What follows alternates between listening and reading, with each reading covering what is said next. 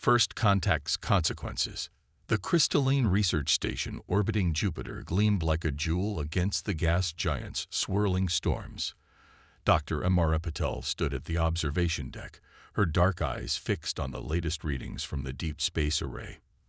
The anomaly had appeared 3 days ago, a distortion in spacetime that defied every known law of physics. "Dr. Patel, you need to see this," called out Dr. Marcus Chen, his voice trembling with excitement. "The signal patterns, they're organized. Too organized to be natural." Amara rushed to his station, her heart racing as she examined the data. The patterns pulsed with a mathematical precision that could only mean one thing: first contact was imminent. Within hours, the entire station buzzed with activity as the anomaly expanded, revealing a ship unlike anything humanity had ever seen. Its bioorganic hull shifted and flowed like liquid mercury, embedded with points of light that pulsed in harmonic sequences. The first transmission came as a burst of light that somehow translated directly into comprehensible thoughts in their minds. The visitors called themselves the Nerians, a species that had mastered the art of binding consciousness to light itself. Their ambassador, Luminara, materialized in the station's conference room in a shimmer of prismatic energy. Her form was vaguely humanoid but composed of overlapping planes of light that shifted and flowed like aurora borealis. Her daughter, Celestia, appeared beside her, a younger, more vibrant version of her mother's ethereal beauty. "We come seeking understanding." Luminara's thoughts resonated in their minds. "Our civilization has watched humanity's progress with great interest." Over the following weeks, Amara worked closely with both Luminara and Celestia, studying their unique biology and culture. The Nerians possessed the ability to transform light into matter and back again, their bodies existing in a state between energy and physical form. What fascinated Amara most was their method of reproduction, a process that involved the harmonious merging of light frequencies with compatible energy patterns. According to their records, no other species had ever shown compatibility with their unique biology. As the diplomatic mission progressed, Amara noticed subtle changes in how both Luminara and Celestia interacted with the human delegation. They seemed particularly drawn to Dr. James Morrison, the station's quantum physicist, whose theories about light-based consciousness had inadvertently predicted much about Nerian biology.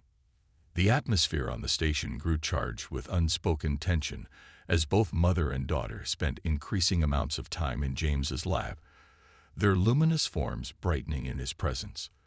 Neither seemed aware of the other's growing attachment, each believing their connection to James was unique. Amara observed these developments with growing concern, knowing that their mission's success hinged on maintaining diplomatic harmony. Yet she couldn't help but wonder if they were witnessing something unprecedented, the first possibility of cross-species compatibility with the Nerians.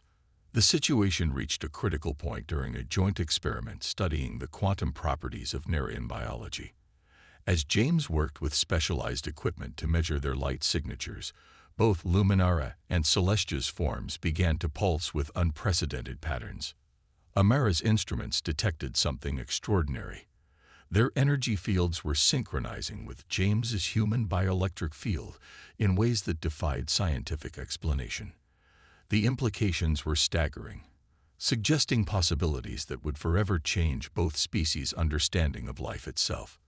As the first month of contact drew to a close, Amara found herself documenting observations that would reshape humanity's place in the cosmos. The question was no longer whether humans and Nerians could coexist, but how their unexpected compatibility would transform both civilizations. The station's lights dimmed each night cycle to simulate Earth's natural rhythm, but the soft glow of Nerian bodies created an eternal twilight in the corridors. Amara worked late into these artificial nights, recording every detail of this historic encounter, knowing that each observation could be crucial to understanding what was unfolding before them. What none of them realized was that their groundbreaking discoveries were just the beginning. The true implications of this unprecedented compatibility would soon challenge everything they thought they knew about life, love, and the fundamental nature of existence itself. The diplomatic mission. The news spread through the station like wildfire. The routine medical scans had revealed something impossible. Both Luminara and Celestia were exhibiting biological changes that mimicked their species' reproductive cycle, but with an unprecedented twist. Their light signatures contained traces of human DNA. Dr. James Morrison sat in his lab, running the tests for the 20th time, hoping the results would somehow change. They didn't. The quantum resonance patterns were undeniable. His own biological signature was intertwined with both Nerian's energy matrices. "This is unprecedented," Amara muttered, reviewing the data. "Their photonic structure is actually incorporating your genetic material into their light-based reproductive process. It's like their bodies found a way to translate DNA into pure energy." The station's chief medical officer, Dr. Naomi Rodriguez, ordered immediate quarantine protocols.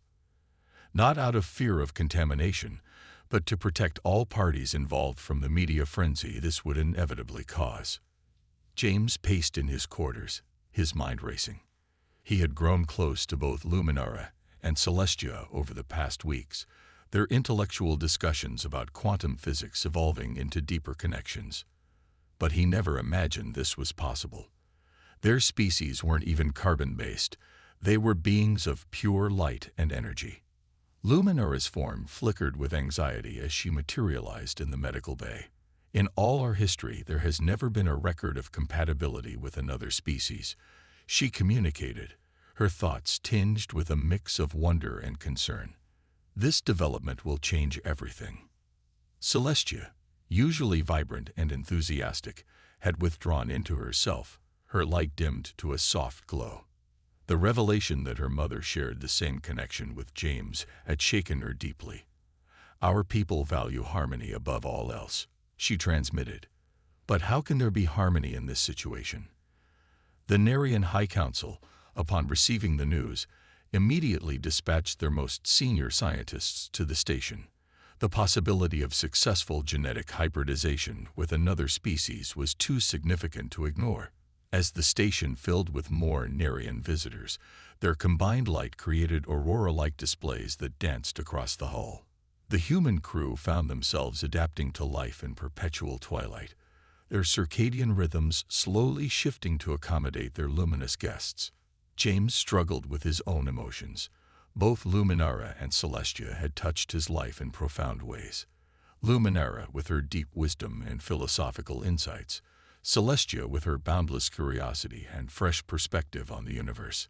He never intended to form such deep bonds with either of them, let alone both. The diplomatic implications grew more complex by the day. Earth's governments demanded answers, concerned about the potential risks and benefits of this unprecedented development.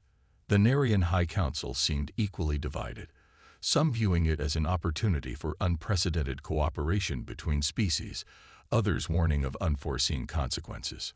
Amara worked tirelessly to understand the mechanism behind this unexpected compatibility.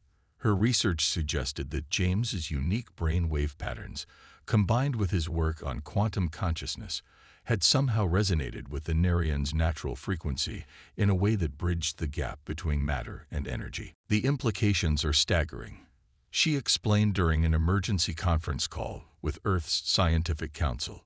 "This could revolutionize our understanding of consciousness, energy, and the very nature of life itself." Meanwhile, the personal drama unfolding on the station threatened to overshadow the scientific breakthrough. The typically harmonious Nerians found themselves dealing with emotions they had never experienced before: jealousy, rivalry, and conflicted loyalties.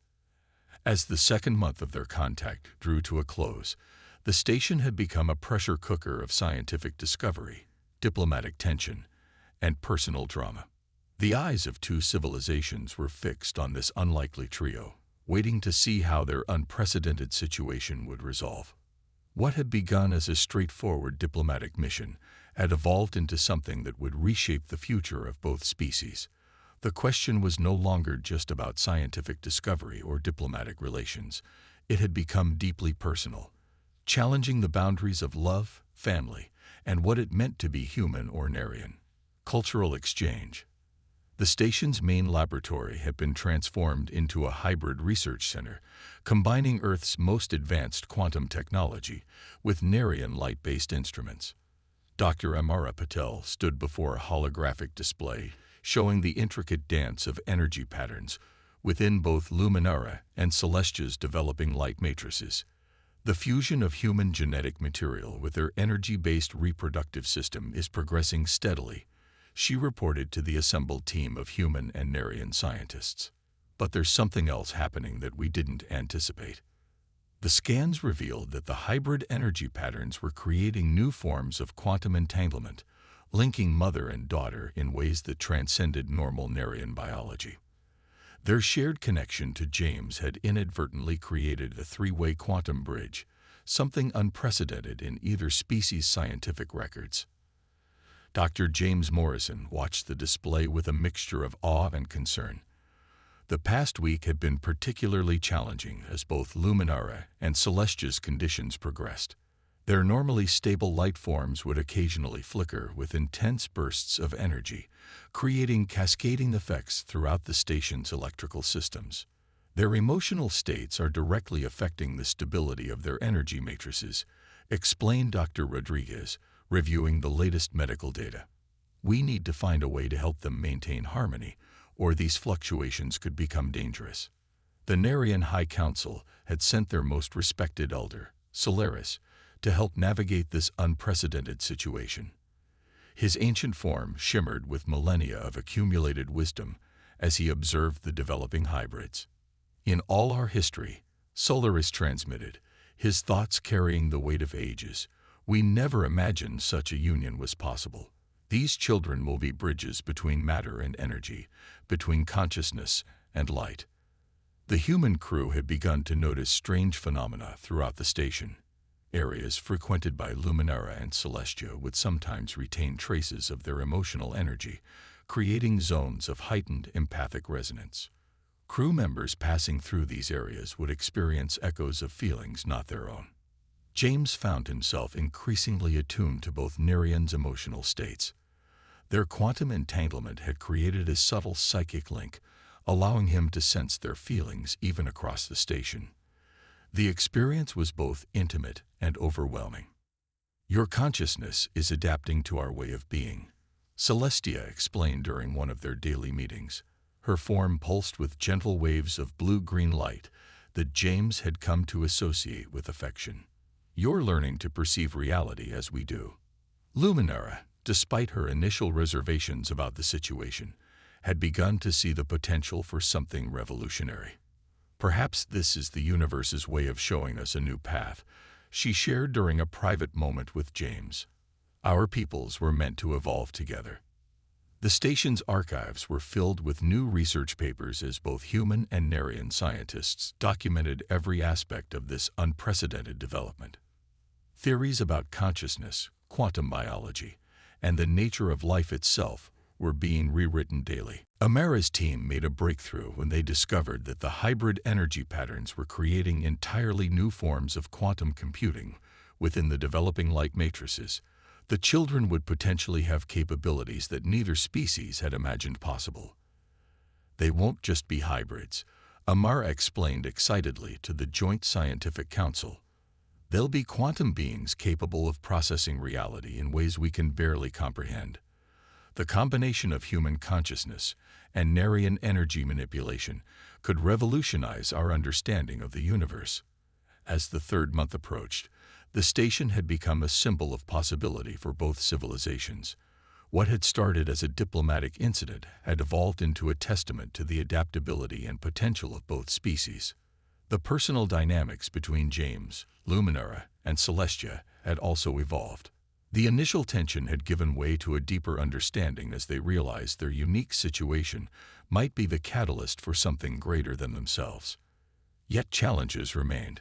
Earth's governments were divided on how to proceed, with some calling for more control over the situation and others advocating for complete scientific freedom. The Nerian Council faced similar divisions, their usually harmonious society grappling with unprecedented questions about their future.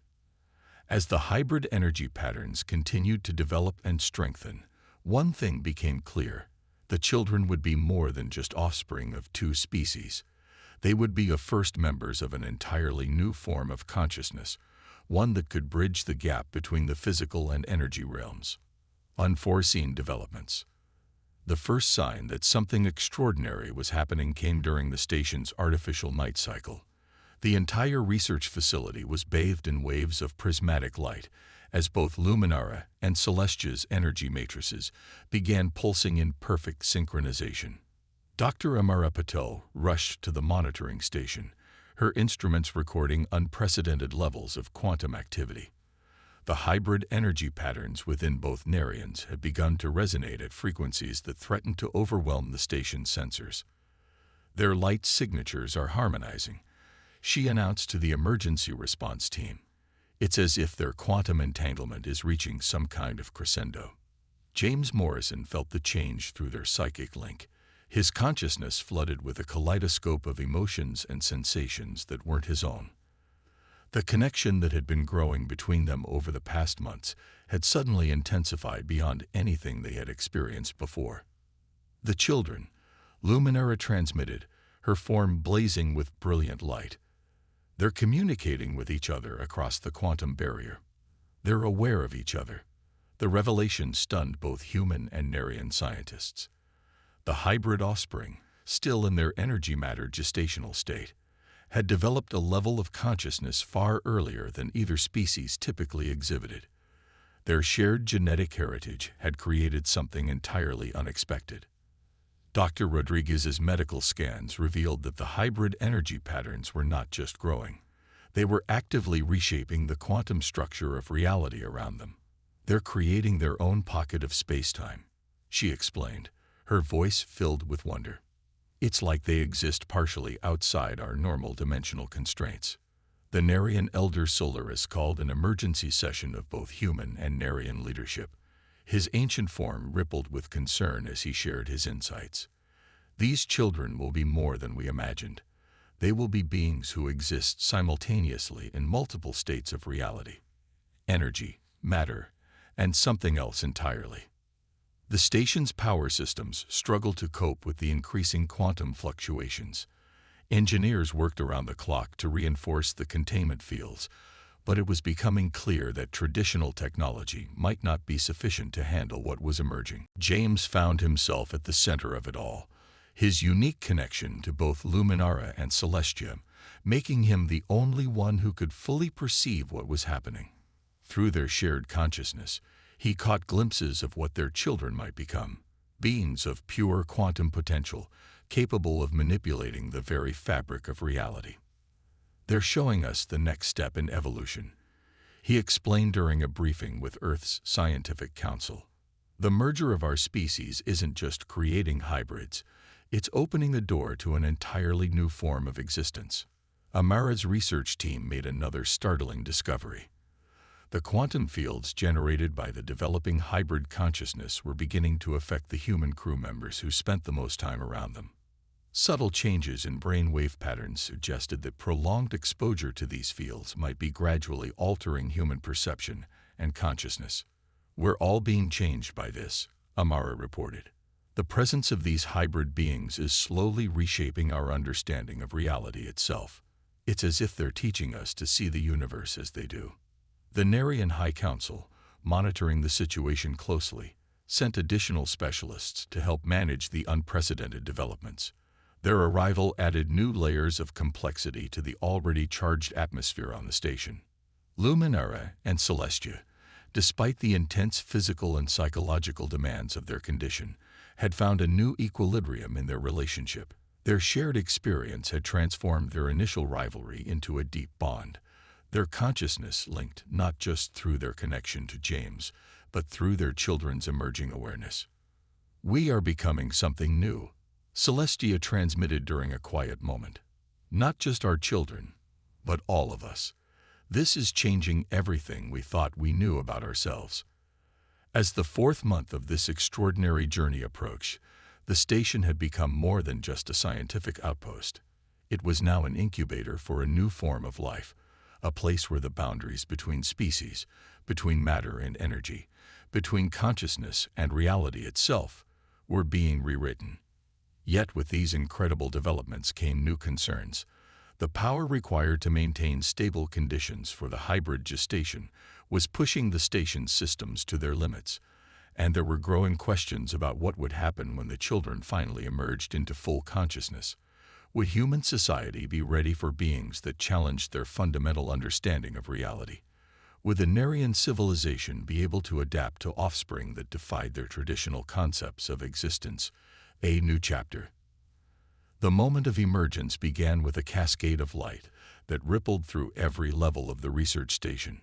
Luminara and Celestia's energy forms had become so bright that special filters had to be installed throughout the facility to protect the human crew's vision. Dr. Amara Patel stood transfixed at her monitoring station, watching as reality itself seemed to bend around the quantum birthing chamber. The hybrid children were about to make their transition into conscious existence, and no one knew exactly what to expect. "The quantum fields are stabilizing," she announced, her voice steady despite the tension. "They're creating their own sustainable pocket of space-time." James Morrison felt the moment approaching through the psychic link he shared with Luminara and Celestia. The connection had grown so strong that he could perceive layers of reality he never knew existed, his consciousness expanded by months of exposure to their quantum resonance. The first hybrid child emerged as a swirling vortex of light and matter, neither fully energy nor fully physical, but something gloriously in between. Its consciousness reached out to touch the minds of everyone present, sharing impressions of wonder and unlimited possibility. The second followed moments later, its form slightly different, but equally magnificent. Together, they created patterns of light and energy that seemed to dance with joy at their own existence. "They're perfect," Celestia transmitted, her form pulsing with maternal pride. "They understand everything. Who they are, what they mean, what they can become." Luminara's ancient wisdom found new expression as she observed her child. "They are the bridge we never knew we needed," she shared. "Through them, we will learn to see existence itself in new ways." The Nerian elder Solaris moved forward to formally acknowledge the hybrid children. His millennia of experience had not prepared him for this moment. "In all our history," he transmitted to the assembled witnesses, "we have never seen such potential. They are not just children of two species. They are the first of something entirely new." Dr. Rodriguez's medical scans confirmed what everyone could sense. The hybrid children were perfectly stable, their unique nature allowing them to exist simultaneously in multiple states. They could shift between energy and matter at will, their consciousness spanning multiple dimensions of reality. "Their neural patterns are unlike anything we've ever seen," she reported. "They process information in quantum states, experiencing multiple possibilities simultaneously. They're not just thinking differently. They're experiencing reality in ways we can barely comprehend." The station had become a nursery for beings that defied conventional understanding. The hybrid children learned and grew at an extraordinary rate, their development observed carefully by both human and Nerian scientists. They showed abilities that merged the best of both species, human creativity and emotional depth, combined with Nerian energy manipulation and quantum awareness. James found himself adapting to a new role, one that transcended traditional concepts of parenthood. Through their quantum connection, he could share in his children's extraordinary perception of reality, learning to see the universe through their multidimensional awareness. "They're showing us possibilities we never imagined," he explained during a joint session with Earth's and Nerian leadership. "Every day they discover new ways of interacting with reality itself. They're not just our children, they're our teachers." The implications for both civilizations were profound. The success of these hybrid children opened doors to levels of cooperation and understanding that neither species had thought possible. Teams of scientists from both worlds worked together to document and understand every aspect of their development. Luminara and Celestia's relationship had evolved into something beautiful and unique. Their shared experience as mothers to these extraordinary beings had created a bond that transcended their initial complications. They had become partners in nurturing a new form of life, their traditional roles expanded by the magnitude of what they had helped create.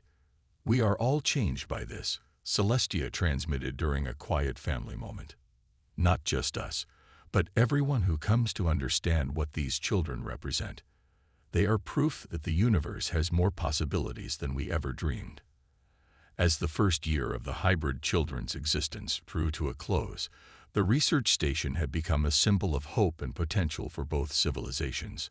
What had begun as an unprecedented biological event had evolved into a catalyst for transformation on multiple levels.